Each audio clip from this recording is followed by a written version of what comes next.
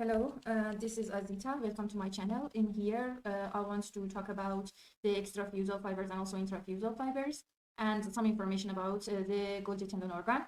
And let's start. In here, I have drawn a picture which shows a muscle. So this is a muscle. The muscle, the skeletal muscle. The skeletal muscle fibers are divided into the extrafusal fibers and also intrafusal fibers. The intrafusal fibers are located into the connective tissue capsule, which is in here green, and in here we have the intrafusal fiber. These intrafusal fibers are in two kinds: the nuclear bag intrafusal fiber, the nuclear bag. This is the nuclear bag, which the nucleus are a lot and in the center, and also the nuclear chain, like a chain, they are following each other, and these are the nucleus of the skeletal fibers. Following each other, and because of that it is called the nuclear chain. And also what are they responsible for? The intrafusal fibers are the fibers which are responsible to bring the sensory information for the brain. So in here there must be some neurons and some dendrites which are connected to these fibers, which are located in the skeletal muscles, but they are intrafusal fibers of the skeletal muscle, and they gather the sensory information about the stretch, the length, the speed of that stretch, and bring it to the central nervous system. So the nuclear bag fibers are responsible for the length and velocity, and nuclear chain fibers are responsible for the length. And a bunch of these intrafusal fibers, they are called the muscle spindle. So in here, I have bring out one nuclear bag fiber and also one nuclear chain fiber. So the nucleus are following each other. So that is why it is called the nuclear chain. And in here, there is a picture, and there are some dendrites and neurons which are connected to this fiber, which is a skeletal fiber, intrafusal fiber. And they want to bring this information, which is the stretch, to the nervous system, which is, for example, the length, the velocity, or only the length. For example, the nuclear chain fibers, they are only responsible for the length, but the nuclear bag fibers, they are responsible for the velocity and also the length of that sensory information, which is the stretch. Also, this is the skeletal muscle, this is a fiber, so it is responsible for the movement. So there is a motor dendrite too in here, the motor nerve ending, which is an axon in here. It connects in here, and it has a name too, which is called the delta motor nerve ending, the delta motor nerve ending. And in here, delta motor nerve ending, the delta motor nerve endings are at the end of this nuclear bag fiber, the delta motor nerve ending in here. There must be a delta motor nerve ending in here too, and they are at the end. And in the middle, which the nucleus are, there is a sensory nerve ending. Okay, so the sensory nerve ending for the nuclear bag fiber is type 1A. It has another name too. The name is annulospinner ending. So type 1A is called annulospinner ending, and type 2 fibers exist too, but only for the nuclear chain fibers. So nuclear chain fibers has two sensory endings, which is type 1A, annulospinner ending, and also type 2 fiber sensory, which is the flower spray ending. So flower spray ending, type 2, type 1, annulospinner ending.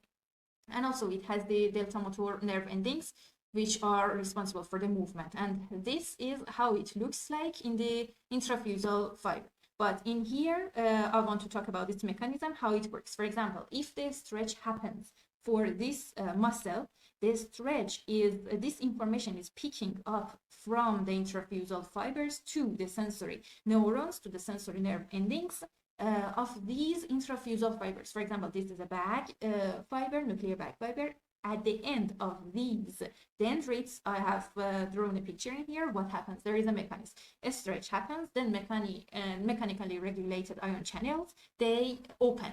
So there are some channels in here. They are mechanically regulated ion channels, not voltage regulated. They are mechanically regulated ion channels. So when they are the mechanically regulated ion channels, it means that in here we have the receptor potential. In here, we have a receptor potential, but not the action potential. And what happens? The mechanically regulated ion channel, in fact, because of the stretch, it is open. So the sodium ions will go inside. The sodium ions will cause the depolarization a little because of the receptor potential. They can have a summation, the temporal summation, which is the time summation, or the spatial summation, which is the space summation. For example, if several dendrites will be in here, there will be all in all summation, and they will sum come together. Finally, if they see a voltage regulated sodium gated channel, the sodium gated channel, this voltage regulated sodium gated channel will be open and sodium will come inside, and finally action potential starts. So, and this action potential is going to the brain and will go and bring the information for the brain that a stretch is happening in this muscle and in this location, and the velocity of the stretch and the length of the stretch is, for example, this number, or for example, by this speed the stretch is happening. So in here, I have another picture which shows the extrafusal muscle fiber and also intrafusal muscle fiber, how they bring the information to the spinal cord and how the information will go to the brain and how they are working in fact. Imagine that this is the extrafusal muscle fiber, and in here I have the patella, and I'm going to hit the patella, and I want to see how we have this reflex in fact. So there are some sensory neurons which are located in here. As I hit the patella, the sensory neuron is going to bring the information to the spinal cord. In the spinal cord, there is another interneuron, which is the inhibitory interneuron, and also some synapses in here happens. So in here, it will divide into two branches. One branch will stimulate the inhibitory interneuron. The inhibitory interneuron will inhibit the motor nerve ending, and then this muscle in here will be inhibited. But another motor neuron, which is the alpha motor neuron, will be stimulated. And then in here, I have the contract.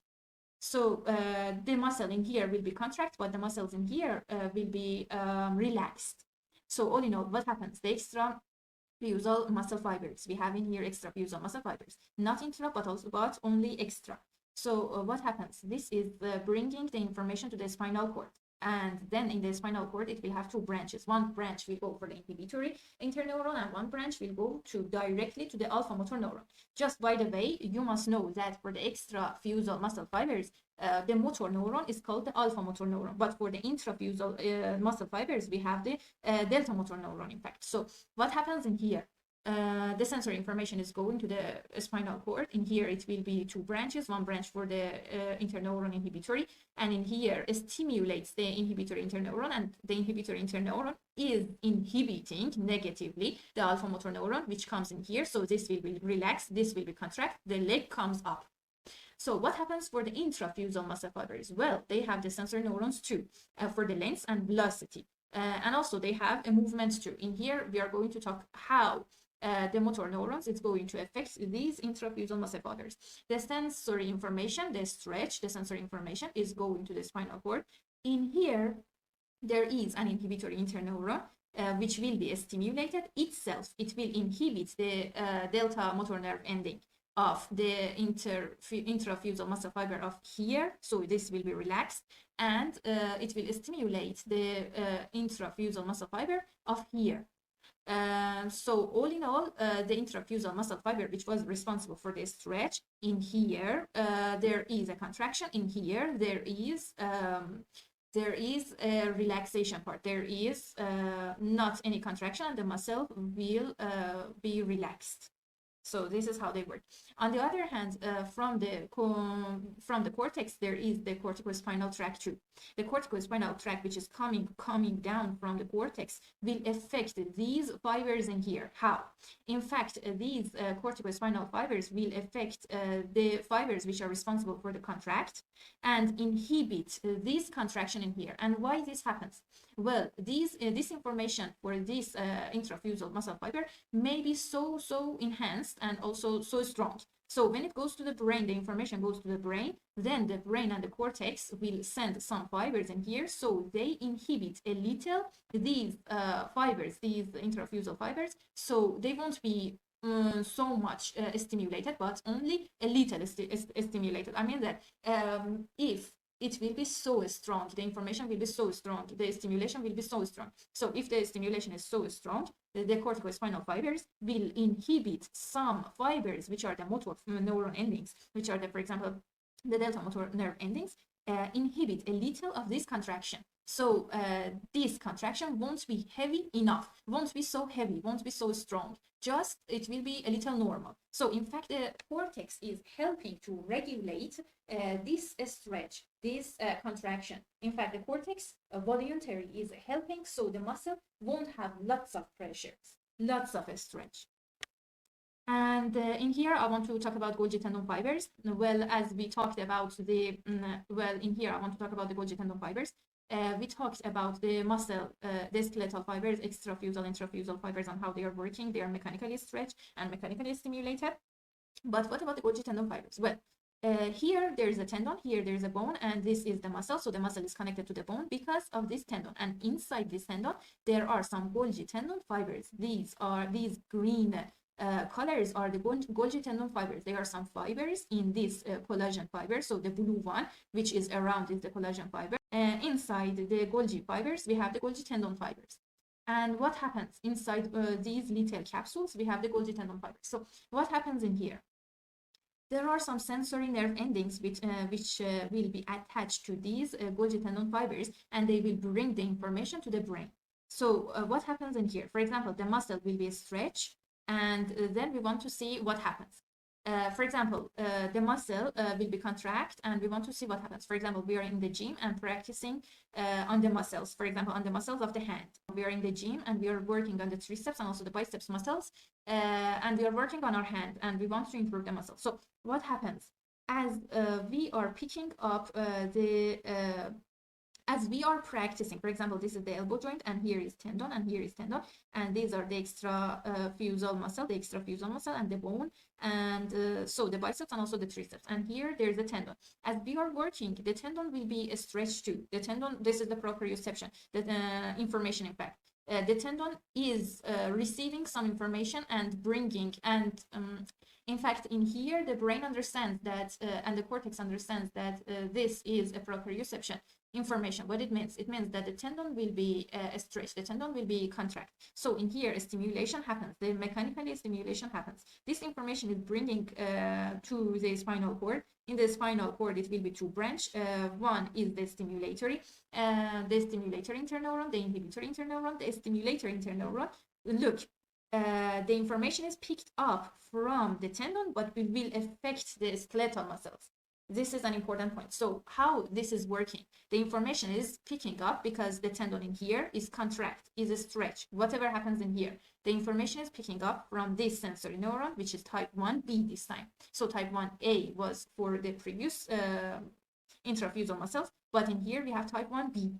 So in the type 1B is gathering the information, for example, the stretch, the contraction, and it was mechanically stimulated, and it is bringing it to the spinal cord. In the spinal cord interneurons, we have the stimulator and also the inhibitory interneuron, and they will stimulate and contract one muscle and inhibit another muscle. So we want to see what happens and why, for example, this muscle will be relaxed and why this muscle will be contracted. For example, we are working at the gym and we are contracting this muscle, and this muscle is relaxed. For example, we are picking up a weight. Okay, what happens and why the tendon is telling that this muscle must be relaxed? Look, as we are contracting this muscle, the tendon is being contracted too.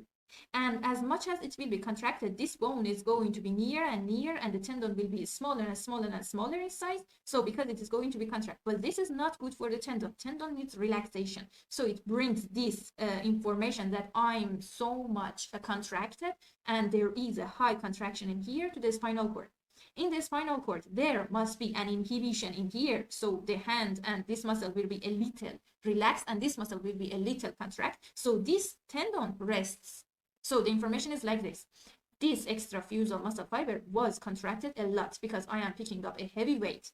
And we studied how it will be contracted and how the mechanism for this muscle is working for the extrafusal fiber and intrafusal fiber. So there is a high concentration of contracting here.